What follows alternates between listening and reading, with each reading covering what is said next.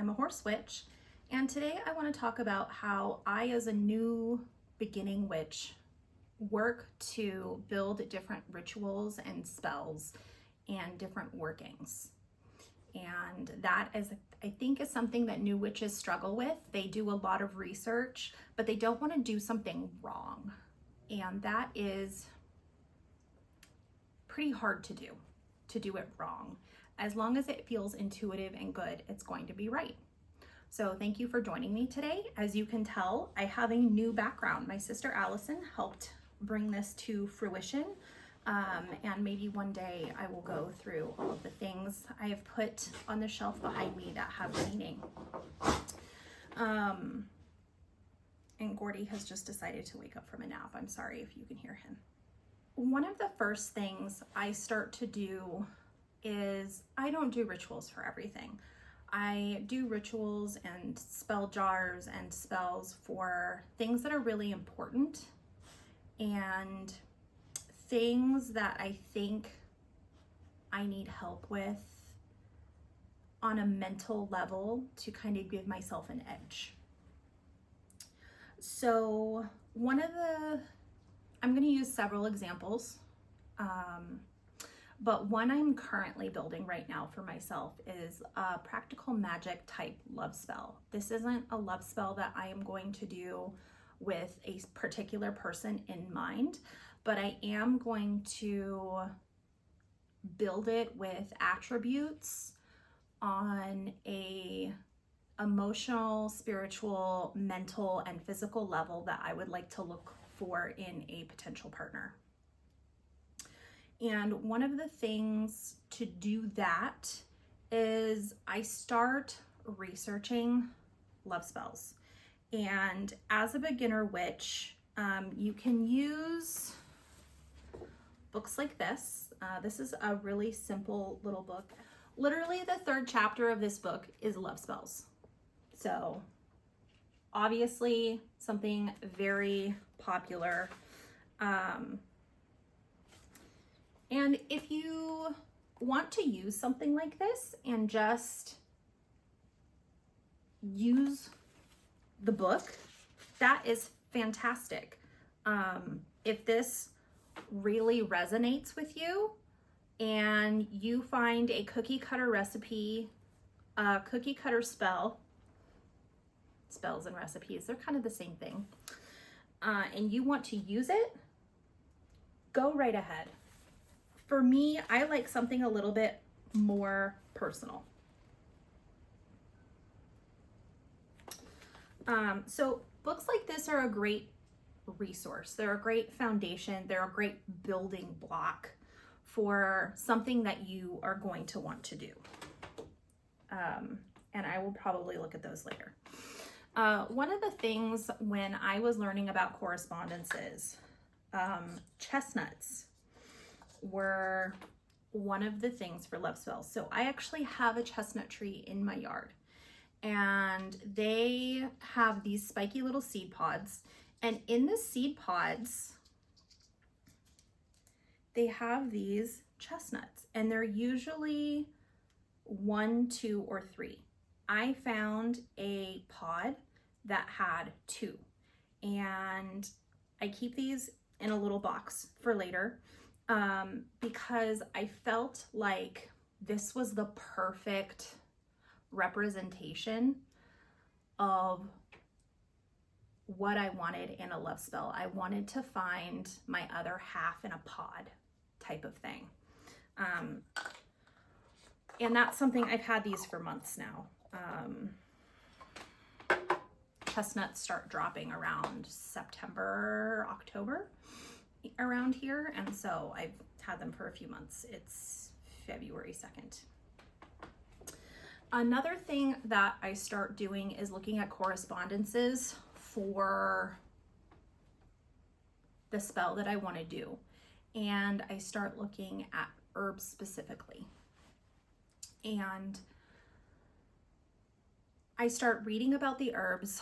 I start seeing what resonates for me as I look at herbs, and I look in my garden and see what is currently growing. I look around me in my ecological area and see what is growing. And if there are herbs in the correspondence that I want, then I will go collect them and save them for this purpose, which a lot of thought goes into spell work and preparation for different rituals. When I start collecting these herbs, my intention is, one, I'm going to use them in the spell, and two, I'm going to make a simmer pot out of them. And that is one of the first steps I do, is I create a simmer pot with intention. And as I collect these herbs and put them in the simmered pot, I will simmer it down to basically sludge. I will strain out the liquid and I will save it in my fridge. And I save it in my fridge because I don't can. I'm not a canner. I don't have the things to can. And basically when I get to simmer pot step, I am almost ready. I'm a few weeks away from wanting to do my spell jar, my spell, my ritual, whatever I'm doing. And so I will save it in my fridge because it is now, it's all biodegradable stuff, right? You want to save it so it doesn't mold or go bad. Starting a few days in advance, I will start meditating on the working that I want to do. And I will meditate with the intent of, I'm going to see myself doing this working. I'm going to meditate on the results that I want, and I'm going to meditate on what my life looks like with the results that I want to happen. So I start a simmer pot, I meditate on the results, I've gathered the ingredients, and I am what I would call a true kitchen witch. And the definition of a kitchen witch has changed. It used to be that you were called a kitchen witch if you used the things that you had on hand. You used everything but the kitchen sink, basically, sometimes even the kitchen sink. It has evolved, basically.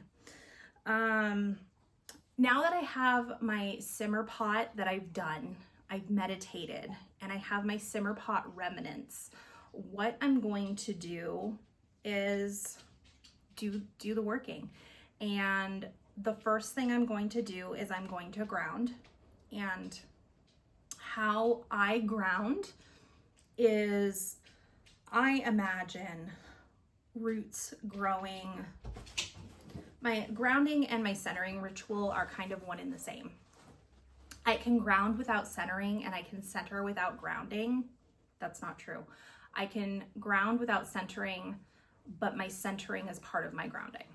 So how I do it is I imagine roots growing out of the bottom of my feet. If I'm sitting down through my seat bones and going into the center of the earth, I will imagine these big, strong roots of light going through the different layers of the earth into the mantle, into the core, and that center of the earth that is source.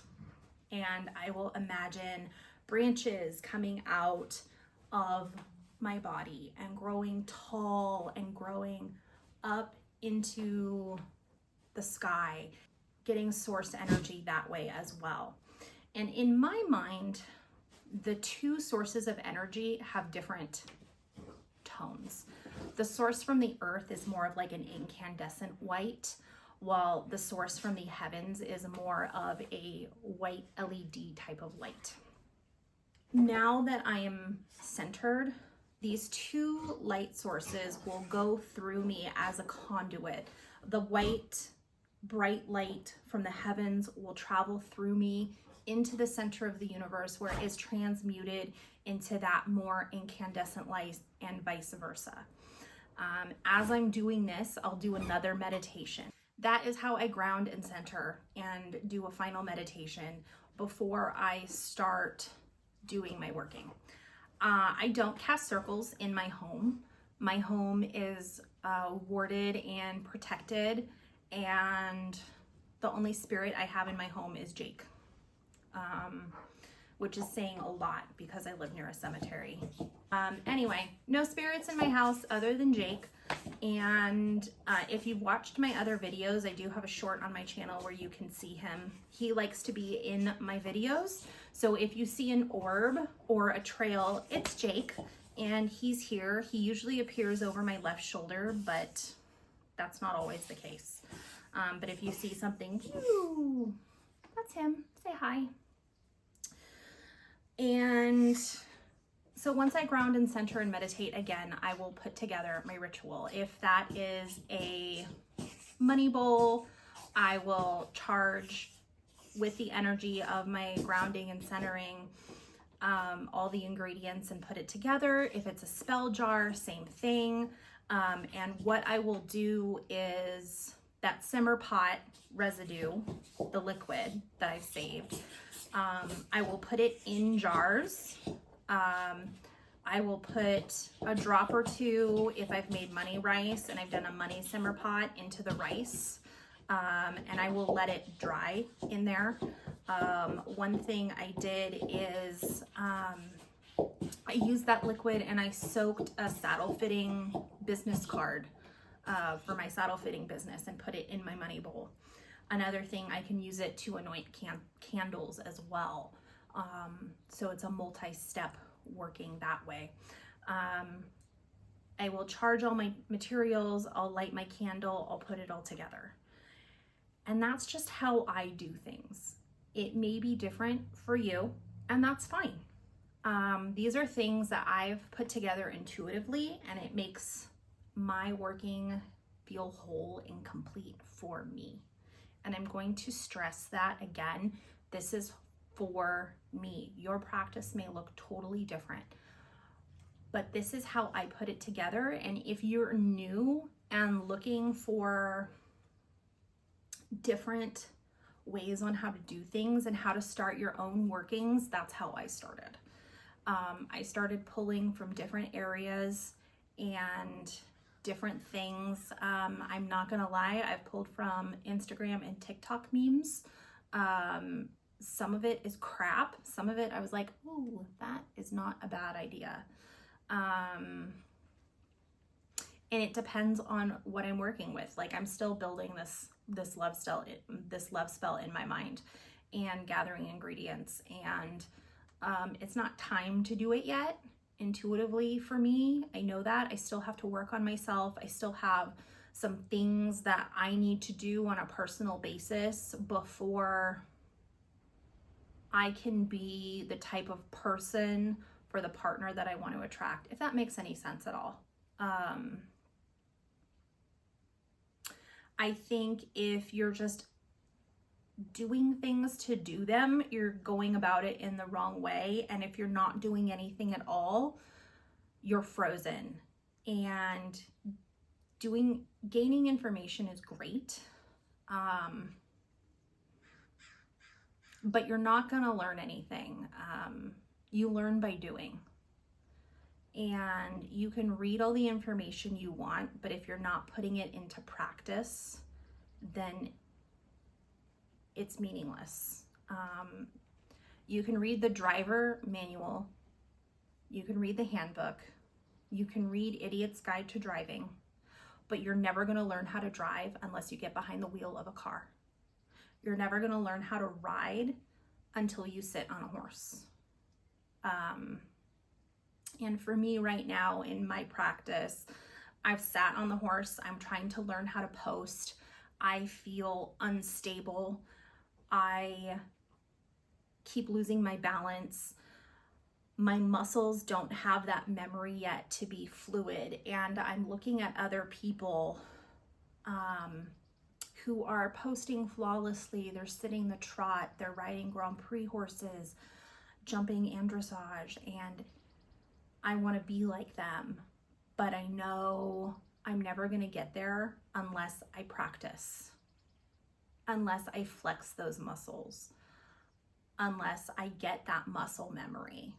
And so that is part of being a witch, is learning and doing.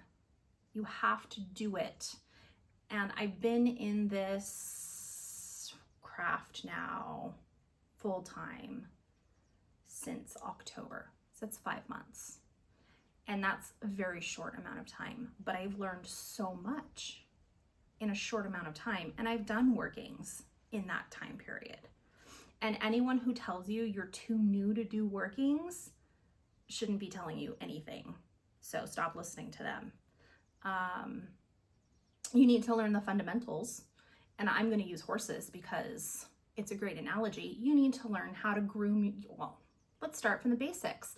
Grounding and centering. You need to learn how to put a halter on your horse. You need to learn how to get it out of the pasture or out of the stall and tie it and groom it and saddle it and get on it and start riding. And you have to do it in that order, unfortunately. But once you've learned how to center and ground, once you've identified a working you want to do, and you've identified correspondences, and you've identified materials, and you've done your research, and you know how you're going to do it. Just go do it. Who's stopping you? You? Tell that person to fuck off. Like, don't tell me what to do. I tell myself what to do all the time, and I ignore myself all the time. Anyway, that turned into a little bit of a rant, but that is how I do things. I start with centering and grounding. Matt Aron's Psychic Witch, it's behind me on the bookshelf, is a great foundational tool to learn how to do those things. If you don't know how to ground and center, his book is a great starting point. And if you've done yoga, if you've done Tai Chi, centering and grounding actually comes from the basis of Tai Chi, which is something I learned. I've been doing it so long, I don't even know where I learned how to do it. Therapy, maybe, when my parents got divorced. I have no idea. I have done yoga. Maybe it was there. I don't know. All I know is that centering and grounding is something that has become second nature to me before I even started this journey. It was something that I did on a regular basis, and meditation as well. So I kind of, in that regard to my witchy education, I had a leg up, to use equestrian vernacular again. Anyway, I hope you enjoyed this video. Please like and subscribe and share this video if you found it useful. If you have questions or comments, please leave them down in the comments. I would love to answer your questions, or if I don't know the answer, I have a lot of witchy friends that I can defer to, and they'll know the answer, and I can find out for you. My next video, I think, is going to be on the runes. I promised you that we were going to learn together, and I have not used the runes for divination yet. So my first time will be on camera. If that's not intimidating, I don't know what is. Anyway, thank you again for joining me. Like, subscribe, and share this if you found it useful, and join me next time. Thanks. Bye.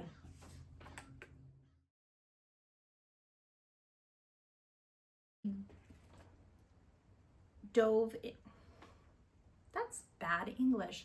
Hi, I'm an English speaker. I've been speaking this language my entire life. I don't know what tenses are.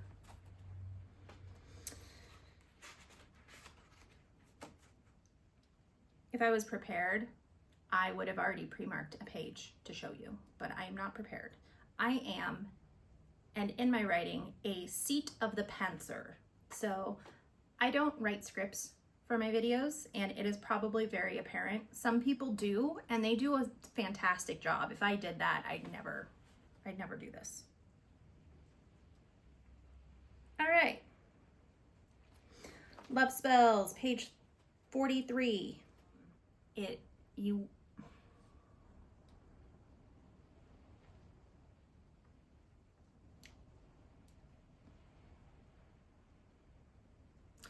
as a new witch, this is what I did with Kyle. And as some of you know, there have been a hiccup in that. I did not get Jake's insurance. Basically, he was outside the window for complications due to his hospitalization in August. And so the insurance was like, oh no, he's outside the window. And while that wasn't a direct cause of death, it was a secondary cause of death. And so we're not going to pay you. It's frankly bullshit. And insurance companies are scam artists. If you have health insurance in the United States, you know that. Free Luigi. Anyway, hello. Oh, it's a Kody. Oh, you were outside, so you're all wet. Hello. Hello. Hello. Oh, yes. Thank you for licking me. Thank you. Okay, hello. So that is how, which is saying a lot because I live near a cemetery, and it is a gold rush era cemetery, so lots of death. And I live in a place that our claim to fame is we're called Hangtown. We used to hang people. It's fantastic. So, and now it's taken on a more true, I don't want to use the word true. The true meaning is a witch that uses things that are at her disposal. The meaning now is someone who imbibes love into their cooking in the kitchen, their intention in their cooking in the kitchen. But that isn't the true meaning of a kitchen witch. And I'm sure there are going to be kitchen witches in my comments fighting with me about it, but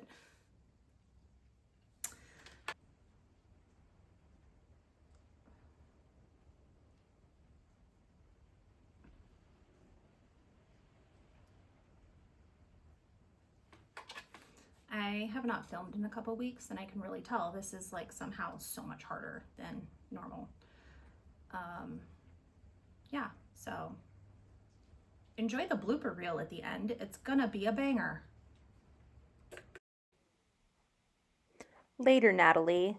I've lost a little bit of weight recently, and I didn't realize how baggy that sweater was and how uneven it made my boobs look. So, sorry about that. Boobs are normally pretty even. Yeah, I will be donating that sweater, uh, which sucks. I liked that sweater. Oh well.